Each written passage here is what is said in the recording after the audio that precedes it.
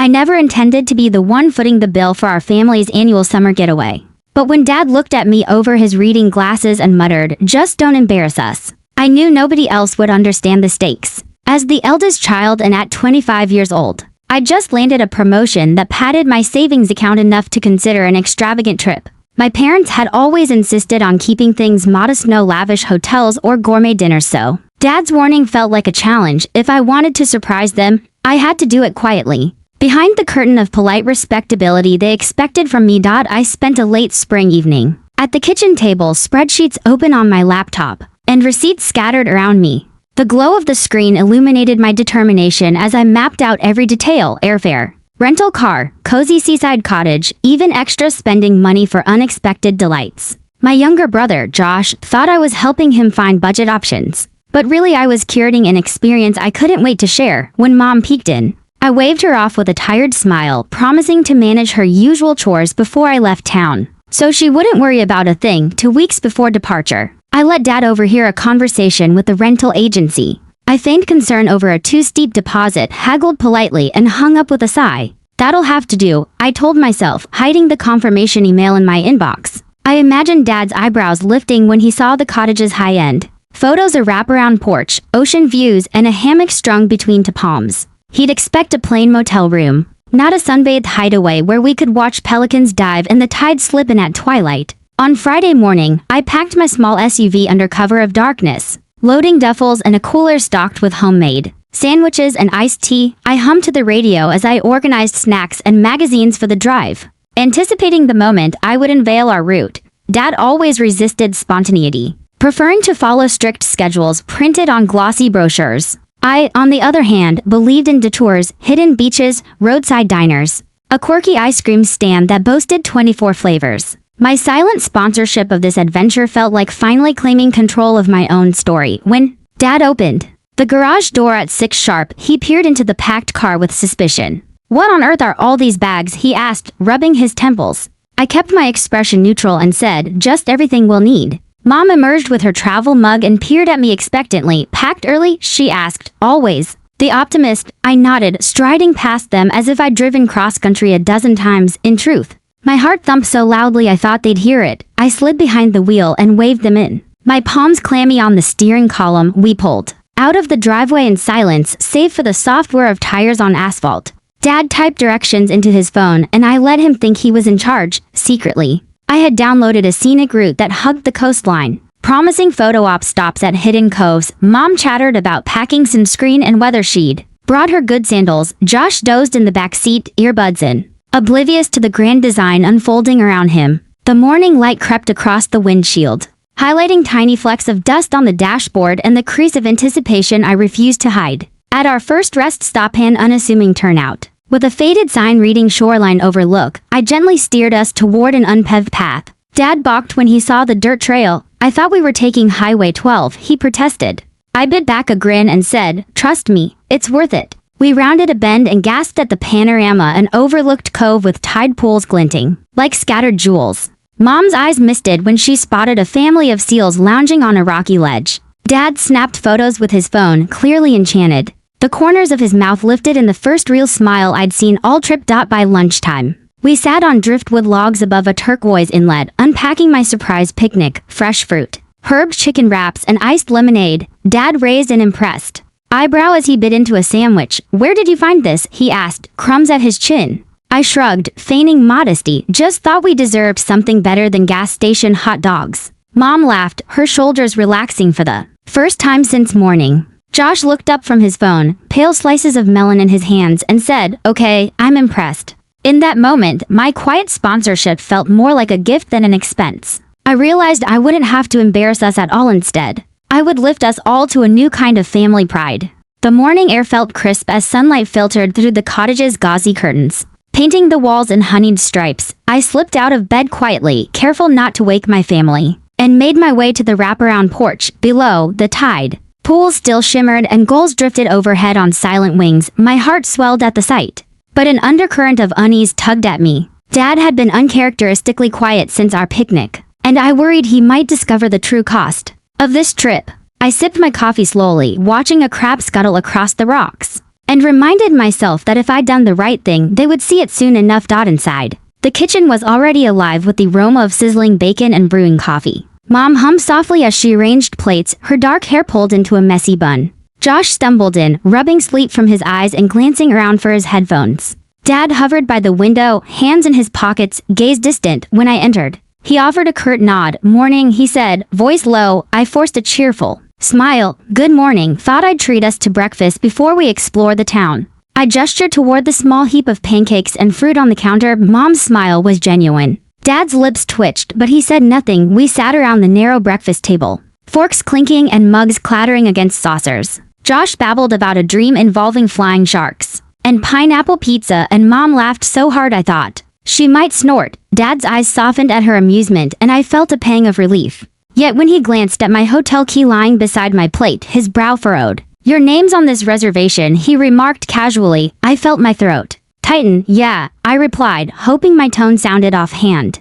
"I booked it last month when I found that deal." He studied me for a heartbeat longer, then returned to his eggs without comment. An hour later, we piled into the rental car again, this time heading toward the town center. Salt-sprayed buildings with peeling paint and weathered signs stood shoulder to shoulder along the main street. A classic neon diner buzzed with morning patrons, and I pulled into the lot, eager to distract Dad from any lingering suspicion. "Let's try the Blue Lantern Diner," I said. "They've got homemade berry jam," Mom beamed. Josh practically leaped out of the car. Dad exhaled and shrugged. "Sure," he said, climbing out. As we stepped onto the cracked sidewalk, I breathed deeply, letting the brine-touched breeze calm my nerves inside. The diner was a time capsule, checkered floors, vinyl booths, and a jukebox crooning old rock and roll. We slid into a corner booth, and a waitress in a powder blue uniform handed us menus. I ordered extra pancakes and coffee for me, Mom, and Dad, and smoothies for Josh. As plates arrived, Dad took a tentative bite of the jam and closed his eyes. "That's good," he said, almost to himself. "Really good." He glanced at me, surprise flickering in his gaze. I tried not to grin. Mom reached across and squeezed my hand under the table. Josh gave me a thumbs up between sips of his purple drink. For a moment, I thought everything was going to be perfect, but as we paid the bill, Dad cleared his throat. "So, about this trip," he began, voice measured. I felt the blood drain from my face. "It's been great," I said, forcing brightness. He folded his arms. "I just want to understand how you managed all this. You're not a trust fund kid." The other diners fell away as I stared at him, wondering whether to admit everything or keep pretending. My fingers curled around the leather of my purse. "I saved up," I said finally. "Hard work, overtime, cutting back on nights out. I wanted us to have something special." Silence stretched between us like a taut wire. Mom looked from Dad to me, her eyes warm but concerned. Honey," she began, "this is amazing, but we could have chipped in." I shook my head. "No," I said more firmly than I intended. "I wanted to do this for you.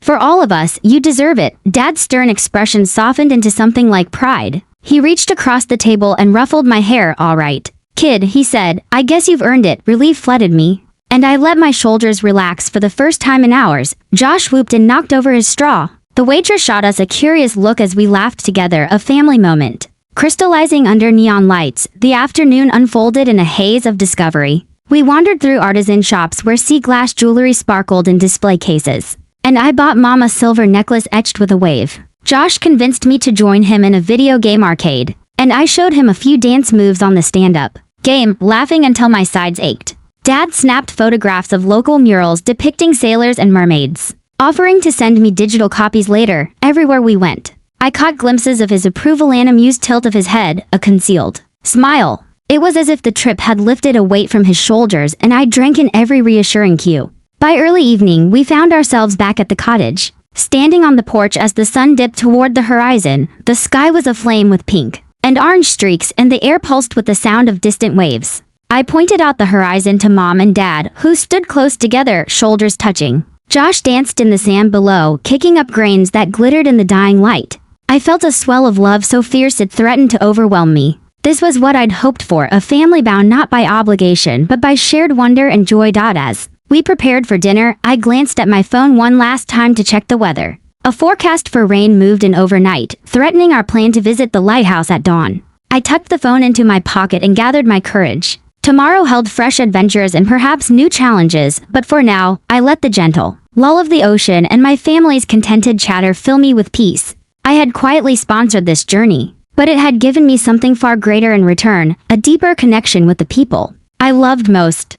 The dawn light was pale and tentative as I slipped out onto the porch, the air heavy with the promise of rain. The forecast on my phone blinked ominously. An incoming storm would sweep through tonight, turning our planned dawn hike to the lighthouse into a soggy slog. I tiptoed back inside, where the others still slept soundly, and brewed a pot of coffee. Its warmth steadying my nerves. I knew Dad cherished that lighthouse walk more than anything, a ritual he'd repeated since childhood, so I resolved we wouldn't let soggy trails stop us. I padded down the hallway, tapping each door with a promise. Time to go. Where layers? Mom appeared in her cardigan, hair mussed from dreams, and Josh stumbled in, eyes bleary but excited at the prospect of an early adventure. Dad was last, rolling out of bed with a groan and a crooked smile. You're a relentless organizer, he teased as I handed him a travel mug. I shrugged, heart fluttering with relief that he still appreciated my meddling. The rental cars seats were damp from yesterday's drizzle, but I'd packed extra towels. As we drove north along the coast, the sky deepened to charcoal, and gusts whipped the car with a warning of what was to come.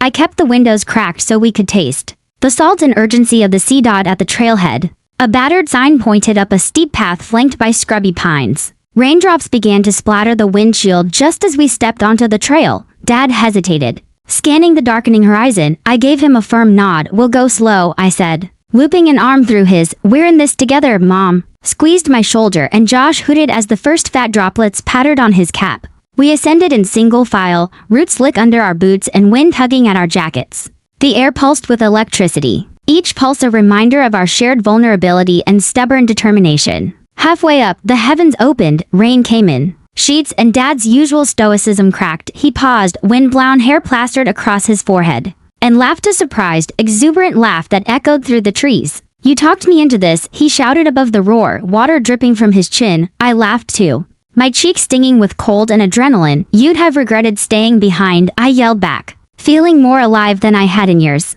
We pressed on, slipping over wet stones and grasping at branches, our laughter mingling with the thunder in the distance. When we crested the final rise, the lighthouse stood stark against the storm-churned sky, its white towers streaked with rain, but defiantly upright. We huddled at its base, breathless and soaked, watching the sea explode against the rocks below. Dad reached out, pulling me into a fierce hug. Thank you, he whispered in my ear, voice thick with emotion I'd never before heard in him, for not letting me chicken out. I pressed my cheek to his damp shoulder, tears mingling with raindrops. Thank you for always wanting to try, I replied, thinking of every time he'd nudged me beyond my comfort zone. We lingered until the storm's edge edged eastward, then began our descent in lighter rain, each step a celebration of shared triumph. Josh slipped once and went down with a whoop, and Mom helped him up, their faces shining with exhilaration at the car. We peeled off wet layers and wrapped ourselves in towels and plastic bags, laughing at our bedraggled reflections. I started the engine and cranked the heater, the warmth a balm after our storm baptism.